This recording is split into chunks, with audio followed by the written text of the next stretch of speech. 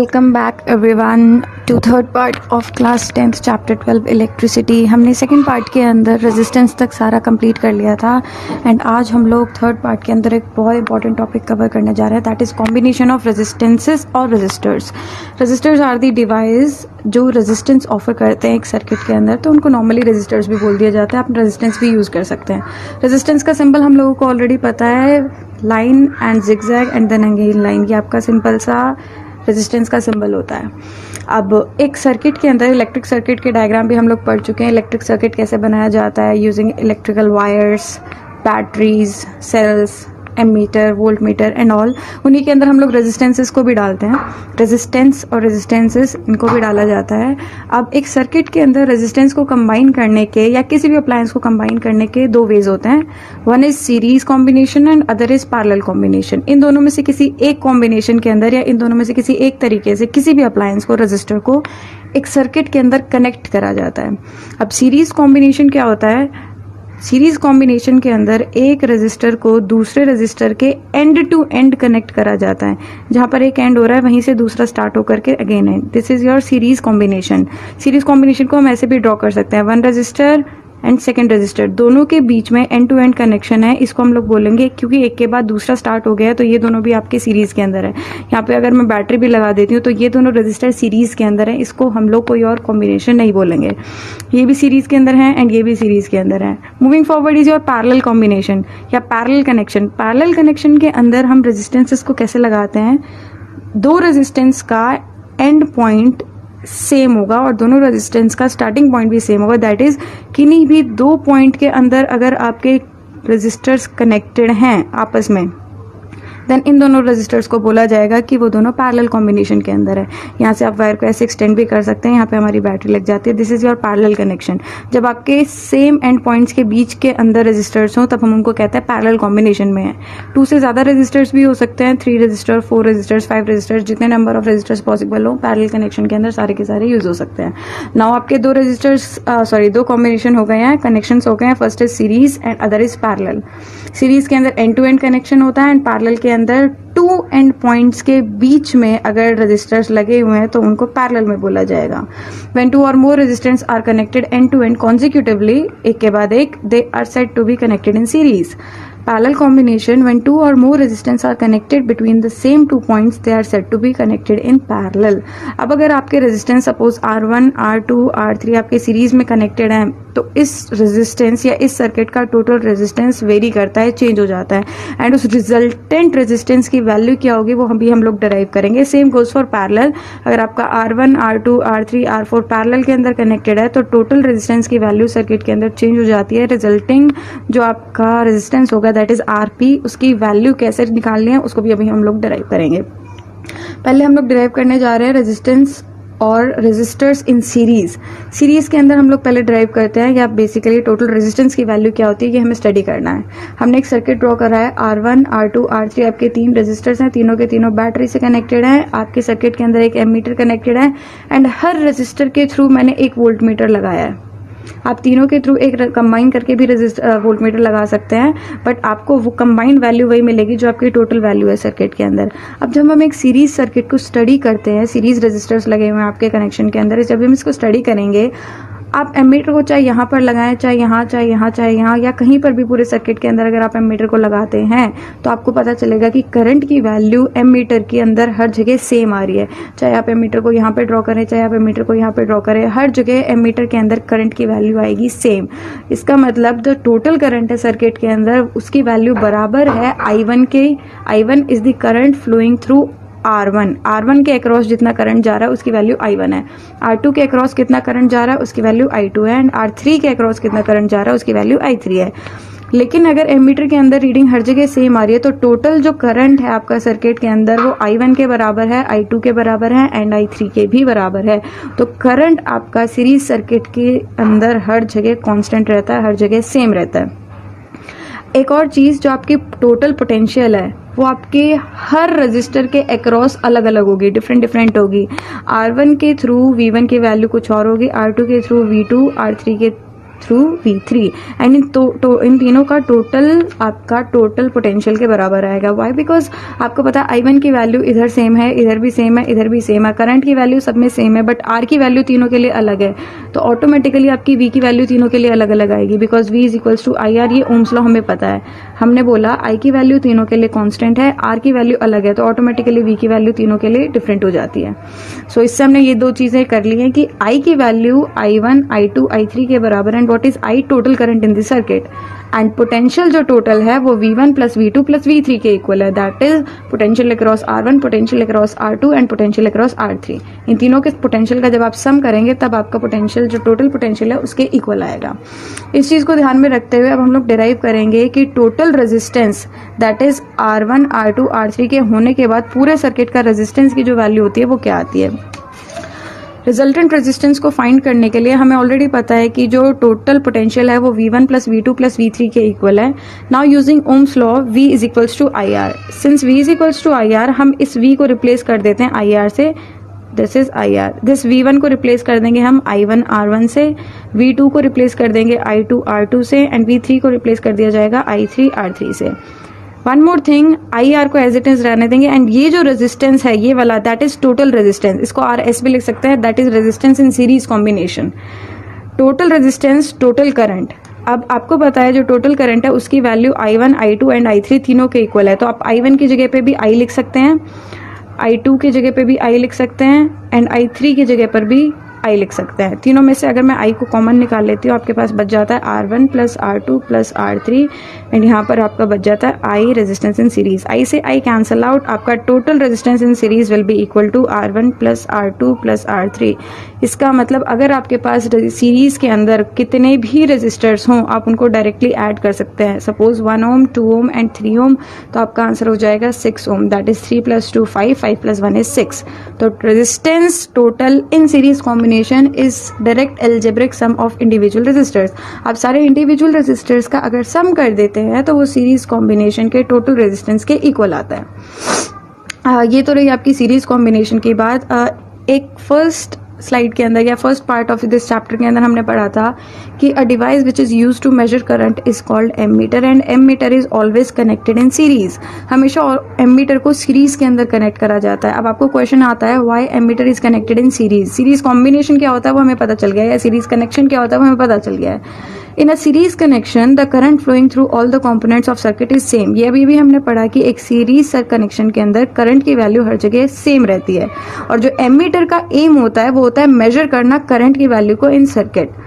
आपका एमीटर का काम होता है कि सर्किट के अंदर करंट की करेक्ट वैल्यू को मेजर करे, इसीलिए उसको कनेक्ट करा जाता है सीरीज में, ताकि जितना भी करंट फ्लो हो रहा है वो सर्किट का मेजर हो सके। Now moving forward is your resistances और रेजिस्टर्स इन पैरेलल। अभी हमने सीरीज के अंदर बात करी थी, अभी हम लोग पैरेलल के अंदर बात करेंगे कि टोटल रेजिस्टेंस कैसे चेंज होता है अगर आपके रेजिस्टर्स पैरेलल के अंदर कनेक्टेड है बजाय सीरीज के। ये आपका सर्किट हो गया, बैटरी है हमारा, total potential is V, total current is I। यही I यहाँ से जाकर के एमीटर के थ्रू जाकर के आपका यहाँ पर जहाँ पे आपका पॉइंट आ जाता है, सेम पॉइंट आ जाता है 1, 2 एंड 3, इन 3 पॉइंट्स के अंदर आपका करंट डिवाइड होता है। दैट इज टोटल I आपका डिवाइड हो रहा है I1, I2 एंड I3 के अंदर, इसीलिए जो टोटल करंट की वैल्यू होगी वो आपकी इक्वल होगी I1 plus I2 plus I3। यही तीनों करंट आगे यहाँ पर कंबाइन होकर के आपको दोबारा से सेम I देते हैं। एक चीज और, वोल्ट मीटर को मैंने यहाँ पे कनेक्ट करा है किसके अंदर, पैरेलल कनेक्शन के अंदर, तीनों रेजिस्टर्स के अक्रॉस। अगर मैं इंडिविजुअली भी करूंगी तो भी तो अभी आपके 3 वोल्ट मीटर कनेक्ट होंगे। इससे बढ़िया है कि आप एक ही वोल्ट मीटर को कनेक्ट कर दीजिए। चलो, when resistors are connected in parallel to one another then the potential difference across each resistor is same। Series connection के अंदर आपकी करंट की वैल्यू सेम रहती है, लेकिन पैरेलल कनेक्शन के अंदर आपकी पोटेंशियल की वैल्यू सेम रहती है। इसका मतलब करंट की वैल्यू डिवाइड होगी, एंड करंट की वैल्यू जो डिवाइडेड है वो टोटल ऐड होकर के टोटल करंट के इक्वल आएगी। तो दो चीजें याद रखने वाली कि पोटेंशियल है वो तीनों रेजिस्टर्स के अक्रॉस सेम है, एंड जो टोटल करंट है वो I1 plus I2 plus I3, that is current through R1, current through R2 and current through I3 के इक्वल आएगा जब आप टोटल करंट निकालेंगे तो। नाउ टोटल रेजिस्टेंस की वैल्यू क्या आती है। अब रिजल्टेंट रेजिस्टेंस फाइंड करने के लिए पैरेलल कॉम्बिनेशन में अभी हमने पढ़ा कि टोटल करंट बराबर आएगा I1 plus I2 plus I3 के। Using Ohm's law V is equals to IR, I is equals to V by R। This I, total I को हमने रिप्लेस किया V बाय R से, that is total potential and total resistance in parallel. इस I1 को हमने replace कर दिया V1 upon R1 से, I2 को रिप्लेस कर दिया गया V2 अपॉन R2 से, एंड I3 को रिप्लेस कर दिया V3 अपॉन R3 से। सिंस हमें पता है कि जो टोटल पोटेंशियल है वो V1, V2 एंड V3 तीनों आपस में इक्वल है, तो हमने सारे V1, V2 एंड V3 को रिप्लेस कर दिया V से। V को कॉमन निकालने के बाद कैंसिल आउट, एंड आपके पास टोटल जो रेजिस्टेंस आया that is equal to 1 upon R1 plus 1 upon R2 plus 1 upon R3। So अगर आपके पास पैरेलल कॉम्बिनेशन है, इसके अंदर जो आपके रेजिस्टर्स हैं, इसका टोटल रेजिस्टेंस आपका आता है algebraic sum of reciprocals of each resistance. आपके ईच रेजिस्टेंस का रेसिप्रोकल को जब आप ऐड करोगे तब आपको मिलेगा total resistance in parallel combination. ये दो फॉर्मूले हैं जो आपको याद रखने, बहुत इंपॉर्टेंट फॉर्मूले हैं। Now why volt meter is connected in parallel, volt meter को पैरेलल के अंदर क्यों कनेक्ट करा जाता है? बिकॉज वोल्ट मीटर का रेजिस्टेंस इज वेरी हाई, बहुत हाई रेजिस्टेंस होता है वोल्ट मीटर का। अगर आप उसको सीरीज में कनेक्ट कर देंगे तो आपकी जो एक्चुअल वैल्यू है करंट की वो वेरी कर जाएगी, एंड टोटल करंट जितना पास होना चाहिए उतना पास नहीं होगा। इसी वजह से volt meters have very high resistance, so in series they would greatly reduce the current and give faulty readings. इस वजह से volt meters are connected in parallel. Now अभी हमने दो फॉर्मूले पढ़ चुके हैं, that is resistance in series is equals to R1 plus R2 plus R3 and resistance in parallel, reciprocal of resistance in parallel is equals to 1 upon R1 plus 1 upon R2 plus and so on। जितने भी number of resistors होंगे आपके n की value उतनी ही बढ़ती चली जाएगी। इसी पे बेस्ड हमारे दो छोटे छोटे न्यूमेरिकल्स हैं, उनको एक बार सॉल्व कर लेते हैं हम लोग। आपके पास सबसे पहले हम लोग सॉल्व कर रहे हैं सीरीज कॉम्बिनेशन के न्यूमेरिकल्स, दैट इज आपके पास दो सर्किट है A एंड B। अब A एंड B के अंदर आपको वैल्यूज फाइंड करनी है, total resistance first, total current दोनों के अंदर, टोटल करंट थ्रू R2 दोनों के थ्रू, एंड इन B इस वाले डायग्राम में पोटेंशियल थ्रू R2। ये सारी वैल्यूज हम लोग फाइंड करेंगे। सबसे पहला मेन आपका टॉपिक जो है रेजिस्टेंस का, पहले रेजिस्टेंस को ही फाइंड कर लेते हैं हम लोग। A के अंदर एंड B के अंदर, ये आपके दोनों के दोनों सर्किट्स हो गए। इन A सबसे पहले टोटल रेजिस्टेंस फाइंड करना है। हमें पता है resistance in series is equals to R1 plus R2, directly add कर दिया जाता है। तो सर्किट के अंदर सीरीज वाले पहले A के अंदर 5 प्लस 5, क्योंकि दोनों सीरीज में, तो आपका टोटल रेजिस्टेंस हो जाएगा 10 ओम। इन B 2 प्लस 3, तो आपका total resistance will be 5 ohm. 10 ohm and 5 ohm आपका फर्स्ट पार्ट दोनों का सॉल्व हो गया। Next is your total current. बस एक चीज का ध्यान रखा जाए, अगर आपसे टोटल करंट पूछा जा रहा है, अगर आपसे टोटल करंट पूछा जा रहा है यूजिंग ओम्स लॉ, आप VT अपॉन RT करना है। इसका मतलब आपको टोटल पोटेंशियल चाहिए एंड टोटल रेजिस्टेंस चाहिए। अगर आप यहाँ पर ये कर देते हो कि आपको करंट निकालना है टोटल एंड पोटेंशियल आपने किसी एक रेजिस्टर के अक्रॉस ले लिया एंड कुछ और चेंज वैल्यू कर दी, तो आपका आंसर गलत हो जाएगा। तो अगर आपको टोटल करंट पूछा जा रहा है तो आपको पोटेंशियल भी टोटल चाहिए एंड रेजिस्टेंस भी टोटल चाहिए। पोटेंशियल आपका total is given to you as 10 volt, 10 volt upon में resistance is given to you, अभी हमने थोड़ी देर पहले निकाला 10, 10 by 10 your current is 1 ampere. Same यहाँ पे भी जब आप करंट निकालेंगे टोटल, तो आपका potential total is 20 volt and आपका रेजिस्टेंस टोटल इज 5 ओम, तो आपका आंसर आ जाएगा 4 एम्पियर। तो दोनों के दोनों केसेस में आपने टोटल करंट निकाल लिया, टोटल रेजिस्टेंस निकाल लिया। अब आपको निकालना है करंट थ्रू R2। बहुत ट्रिकी क्वेश्चन है ये, बहुत सिंपल क्वेश्चन है ये। आपको बोला जा रहा है करंट निकालो R2 के थ्रू, यहाँ पर एंड यहाँ पर करंट की वैल्यू कितनी है। अभी थोड़ी देर पहले हमने पढ़ा कि सीरीज के अंदर जो टोटल करंट की वैल्यू होती है वही आपके ईच रजिस्टर के थ्रू करंट की वैल्यू होती है। इसका मतलब जो आपका टोटल करंट आया that is 1 ampere and 4 ampere, वही आपके R2 के थ्रू भी जा रहा होगा। 1 ampere in first circuit and 4 ampere in second circuit. तो इसके अंदर आपको कोई कैलकुलेशन करने की ऐसा जरूरत नहीं है, बिकॉज जो टोटल सर्किट के अंदर फ्लो हो रहा है सीरीज के अंदर वही R2 के थ्रू भी फ्लो होगा। नाउ ये जो लास्ट क्वेश्चन है आपका बी पार्ट के अंदर, बी वाले डायग्राम के अंदर आपको वैल्यू निकालनी है पोटेंशियल की थ्रू R2। R2 के थ्रू आपको पोटेंशियल की वैल्यू निकालनी है। आप टोटल जो 20V है उसको यहाँ पर नहीं लिखेंगे, बिकॉज आपको पता है पोटेंशियल की value in series circuit change होती है across each resistor. Current same रहता है बट पोटेंशियल डिफरेंट होता है। एंड अब यहाँ पर आपको निकालना है पोटेंशियल थ्रू R2, तो मैं V2 लिख देती हूँ इसको। एंड आपको पता है potential through R2 V is equals to IR, अगर मैं ओम्स लॉ को लगाती भी हूँ तो आपके पास आ जाता है I2 and R2। V2 will be equal to I2 into R2। जिस भी सर्किट की वैल्यू चल रही है उसी सर्किट की रीडिंग्स आपको चाहिए, चाहे पोटेंशियल हो, चाहे R हो या any other value. Moving forward, V2 की वैल्यू आपको फाइंड करनी है, I2 की वैल्यू। करंट थ्रू R2 कितना है आपको पता है, सीरीज के अंदर हर जगह करंट की वैल्यू सेम रहती है। जो टोटल आपका I आया है, करंट की वैल्यू आई है, वही आपकी I2 के थ्रू भी जा रही होगी, R2 के थ्रू भी जा रही होगी। तो I2 की वैल्यू हम लोग लिखेंगे 4 एंड रेजिस्टेंस की वैल्यू आपको गिवन है 3, तो 4 into 3 is 12 volt. 12 volt is potential difference through R2 and 20 minus 12 that is 8 potential is 8 volt potential is passing through R1, क्योंकि आपका टोटल का सम 20 होना चाहिए। अगर इसका 12 आ गया है तो 20 minus 12 8 ऑटोमेटिकली इसका हो जाता है। तो ये हो गए आपके सिंपल से question of series combination. Series के बाद हम लोग कर रहे हैं पैरेलल कॉम्बिनेशन के क्वेश्चंस। आपके पास एक पैरेलल सर्किट है जिसमें R1 की वैल्यू आपको गिवन है 3, R2 की वैल्यू 6 एंड R3 की value 9। Total potential is given to you as 18 volt. आपको पूछा जा रहा है टोटल रेजिस्टेंस। अब यहाँ पर बहुत सिंपल क्वेश्चन होता है और बहुत बच्चे इजीली कर भी लेते हैं इसको, बट एक प्रॉब्लम होती है 1/RP is equals to 1/R1 plus 1/R2 plus 1/R3। Values put करने के बाद जो आपका टोटल रेजिस्टेंस आता है 1/3, 1/6, 1/9, तीनों का अगर आप एलसीएम लेते हैं तो आपके पास एलसीएम आ जाता है 18। 6 प्लस 3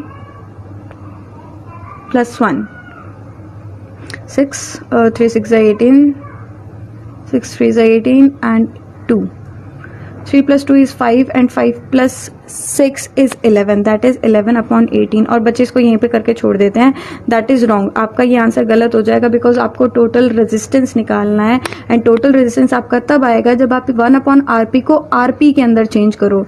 तो आपका टोटल रेजिस्टेंस आ जाएगा 18/11 ना कि 11/18 ओम। ये जो बहुत कॉमन मिस्टेक है जो बार बार बच्चे करते हैं कि रेसिप्रोकल करना भूल जाते हैं रेजिस्टेंस का, ये चीज आपको ध्यान में रखनी है। आगे टोटल करंट की वैल्यू आपको निकालने को बोला गया है। टोटल करंट वही हो जाता है आपका total potential and total R. Total current की value total potential is 18 and total R अभी आपने निकाला 18/11। 11 ऊपर 18 नीचे, 18 से 18 कैंसिल आउट, 11 एम्पियर आपकी वैल्यू आ गई टोटल करंट की। अगर आप यहाँ पे इसको रेसिप्रोकल नहीं करते तो यहाँ पे आपकी कैलकुलेशन और बड़ी हो जाती, तो आपके दोनों के दोनों पार्ट्स गलत हो जाते हैं। करंट थ्रू R2 के थ्रू करंट की वैल्यू निकालनी है, मतलब आपको I2 की वैल्यू निकालनी है। अब I2 की अगर आपको वैल्यू निकालनी है तो आपको V2 पता होना चाहिए एंड आपको R2 पता होना चाहिए। यहाँ पर मैंने करंट की वैल्यू यही वाली जो आपकी टोटल करंट आई थी, सेम करंट की वैल्यू मैं यहाँ पर नहीं लिख सकती बिकॉज एक पैरेलल कनेक्शन के अंदर करंट की वैल्यूज डिफरेंट होती हैं एंड पोटेंशियल की वैल्यू सेम होती है। टोटल पोटेंशियल आपका 18 वोल्ट है, 18 वोल्ट ही R1 के थ्रू पास हो रहा है and 18 volt R2 and 18 volt he R3 के अक्रॉस पोटेंशियल डिफरेंस है। तीनों के थ्रू पोटेंशियल डिफरेंस सेम है, दैट इज 18 वोल्ट। अब V2 की जगह पे मैंने 18 रखा एंड R2 की वैल्यू आपको given is 6। 18/6 is your 3 ampere. तो आपका करंट थ्रू I2 की वैल्यू है 3 एम्पियर, इसके थ्रू 3 एम्पियर करंट पास हो रहा है। सो इस चीज का ध्यान रखना है बस कि करंट की वैल्यू सीरीज में सेम रहती है एंड पैरेलल के अंदर चेंज होती है। पैरेलल के अंदर पोटेंशियल सेम रहता है। सेम जैसे पोटेंशियल अक्रॉस R1 पूछा गया आपसे, पोटेंशियल बताओ R1 के अक्रॉस कितना है। अब R1 के अक्रॉस जितना पोटेंशियल है उतना ही R2 के अक्रॉस एंड उतना ही R3 के अक्रॉस है एंड जो ही कि आपका टोटल है। तो आपका टोटल आ रहा है 18 वोल्ट। 18 वोल्ट ही पोटेंशियल डिफरेंस है आपका R1, R2 एंड R3 के अक्रॉस। यहाँ पे आपको कैलकुलेशन करने की जरूरत है ही नहीं। अब पैरेलल अलग हो चुका है, सीरीज अलग हो चुका है। अगर मैं दोनों को ही कंबाइन कर दूं that is combination of series and parallel. अब ये वाला जो आपका सर्किट है इसमें आपके सीरीज के अंदर भी रेजिस्टर्स हैं एंड पैरेलल के अंदर भी रेजिस्टर्स है। सिंपल सा क्वेश्चन होता है कि यहाँ पे बच्चों को समझ ही नहीं आ पाता कौन से दो सीरीज में है कौन से दो पैरेलल में है और किन दोनों को पहले सॉल्व करना चाहिए और किन को बाद में सॉल्व करना चाहिए। एक बड़े सर्किट के अंदर जो सब सर्किट होता है उसको पहले सॉल्व किया जाना चाहिए, जो डायरेक्टली आपको दिखाई दे रहा है सॉल्व हो। अगर आप पहले इसको और इसको सॉल्व कर देंगे सीरीज में, ये दोनों सीरीज में है ही नहीं बिकॉज यहाँ पर करंट आने के बाद यहाँ एंड यहाँ डिवाइड होता है। जहां पर करंट डिवाइड हो रहा है वहां पे ये और ये दोनों रेजिस्टर सीरीज में नहीं हो सकते। सीरीज में रेजिस्टर्स तब होते हैं जब करंट की वैल्यू उन दोनों रेजिस्टर्स के थ्रू सेम जा रही हो, बट यहाँ पे करंट क्या हो जाता है डिवाइड। इसका मतलब इस रेजिस्टर एंड इस रेजिस्टर के थ्रू वैल्यू सेम नहीं जाएगी करंट की। एंड ये वाला resistor R2 and R3 resistors are in parallel. तो पहले आप एक सब सेट को या सब सर्किट को सॉल्व करेंगे एंड उसके बाद मूविंग फॉरवर्ड आपका बड़ा सर्किट बनेगा। सबसे पहली चीज जो आपको फाइंड करनी है दैट इज टोटल रेजिस्टेंस। पहले सब सर्किट का हम लोग रेजिस्टेंस निकालेंगे, that is 1/RP is equals to 1/20 plus 1/20। तो आपका रेजिस्टेंस इन पैरेलल आ जाता है 20/2/20, दैट इज 1/10 एंड रेसिप्रोकल करते ही 10 ohms। 10 ओम आने के बाद आपका जो पैरेलल का है दैट इज इस पूरे रेजिस्टर का 10 ओम आपकी वैल्यू आई है किसकी, रेजिस्टेंस की, पूरे के पूरे कॉम्बिनेशन की। Now this combination and this R1 resistor, ये दोनों आपके सीरीज के अंदर है, क्योंकि जितना करंट R1 के थ्रू जा रहा है इन दोनों के थ्रू मिलाकर भी उतना ही करंट जाएगा। तब अब आप कर सकते हो कि जो टोटल आपका रेजिस्टेंस होगा, total resistance is resistance of R1 plus resistance जो आपका पैरेलल कॉम्बिनेशन से आया है, क्योंकि ये एंड ये जो पैरेलल कॉम्बिनेशन है जो R1 है ये दोनों के दोनों आपके सीरीज के अंदर है। वैल्यू ऐड कर देते हैं 10 + 10 दैट इज 20 ओम्स। तो आपके टोटल सर्किट का रेजिस्टेंस आया है 20 ohm. 20 ohm is your final answer. Total current, again आपको टोटल करंट अगर निकालना है तो total V and total R चाहिए होगा। Total V is given to you as 40 volt, total R अभी आपने निकाला 20, तो answer will be your 2 ampere. आपका टोटल करंट आ जाता है 2 एम्पियर। पोटेंशियल थ्रू R2, अब यहाँ पे आपका आ जाता है पोटेंशियल थ्रू R2, जिसमें आपको बहुत बड़ी प्रॉब्लम आती है बहुत बार। पोटेंशियल थ्रू R1 दिस, इसके थ्रू आपको पोटेंशियल की वैल्यू फाइंड करनी है। अब एक चीज का ध्यान रखें, जो टोटल पोटेंशियल की वैल्यू है उसको आप यहाँ पर नहीं ले सकते हो, बिकॉज ये वाला कनेक्शन सीरीज में, इसका मतलब यही पोटेंशियल दोनों के अंदर डिवाइड हुआ होगा, एंड जो पोटेंशियल यहाँ पर आया होगा वही R3 के अक्रॉस होगा एंड R2 के अक्रॉस भी होगा, क्योंकि ये दोनों पैरेलल के अंदर है। नाउ R1 के थ्रू अगर आपको पोटेंशियल निकालना है तो V is equals to IR, अगर आपको R1 के थ्रू निकालना है तो V1 I1 R1। V1 के थ्रू पोटेंशियल R1 के थ्रू पोटेंशियल निकालने के लिए I1 करंट की वैल्यू थ्रू R1, क्योंकि ये सीरीज के अंदर है, सीरीज सर्किट के अंदर है, आपका ये वाला R1 रजिस्टर सीरीज सर्किट के अंदर कनेक्टेड है, तो जो टोटल करंट की वैल्यू होगी वही आपकी R1 के थ्रू भी जारी होगी। टोटल करंट आप निकाल चुके हो 2 एम्पियर, तो यहाँ पे मैंने वैल्यू रखी 2 एम्पियर एंड रेजिस्टेंस की वैल्यू है 10, तो 2 × 10 इज योर 20 वोल्ट। तो आपके 20 वोल्ट पोटेंशियल की वैल्यू है किसके अक्रॉस, R1 के across. Now potential through R2 के through potential, total potential is 40, आपका जो सीरीज रेजिस्टर था उसके थ्रू पोटेंशियल 20, तो 40 - 20 इसके थ्रू रेजिस्टेंस कितना, पोटेंशियल कितना आ गया 20 वोल्ट। अब 20 वोल्ट ही R2 के अक्रॉस भी जा रहा है एंड 20 वोल्ट ही R3 के अक्रॉस भी जा रहा है, बिकॉज दोनों के दोनों आपस में पैरेलल कनेक्शन के अंदर है। Last is your current through R3, अगर आपको करंट थ्रू R3 निकालना है तो आपको चाहिए V3 एंड R3। पोटेंशियल अभी हमने निकाला कि दोनों के थ्रू 20 वोल्ट जा रहा है, तो ऊपर 20, नीचे R3 की value is your again 20, answer will B 1 ampere. तो आपके सारे के सारे पार्ट सॉल्व हो गए हैं। ये आ जाता है आपका सारा का सारा combination of series and parallel. ये सारे आपके न्यूमेरिकल्स हैं जो कि बहुत ही सिंपल एंड बहुत ईजी होते हैं।